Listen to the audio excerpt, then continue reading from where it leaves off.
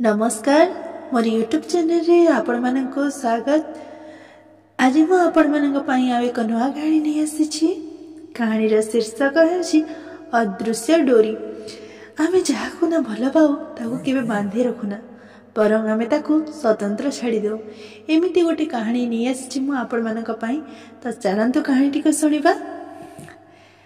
जड़े व्याध राजा को एक सुंदर पक्षीटी उपहार दिला। राजा तार सौंदर्य विमोहित हो गले।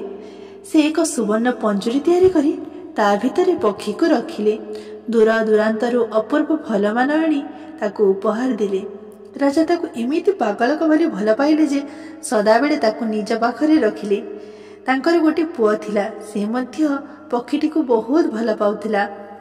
से मध्य पंजुरी पाखरे बसी ता सहित अनेक गपसप करुथिला। दिनकर कथा।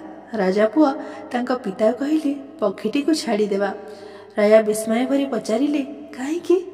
राजा पुआ कहले ता मन भल रहा नहीं, तार प्रिय परिजन मान को मने पकाउथिबो निश्चय। राजा कहले बाजी कथा, पुणी यहाँ को छाड़िले बंचिबा केमिति? से तो आमर प्राण संहारी हो सारिलानी। राजा पुआ कहले सत कथा, हेले मु तार दुख देखि पारु नाही। राजा कौन करिवे बोली भाभी न पारी वृद्ध मंत्री को परामर्श लोड़िले। विज्ञ मंत्री कहले पुओ कथा मानतु, आपणक भली राजपुत्र मध्य ताकू बहुत भल पाती, किंतु तांको भल पाइबारे आपणक भली बांधी रखिबार मनोकामना नाही।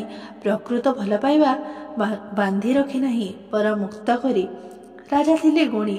मंत्री कथार मर्म से बुझीगले। से पक्षी को छाड़ी दिले। पक्षीटी उड़ीगला, किंतु परदिन फेरी आसी राजांक कांधरे बसिला। राजा विह्वल होइगले।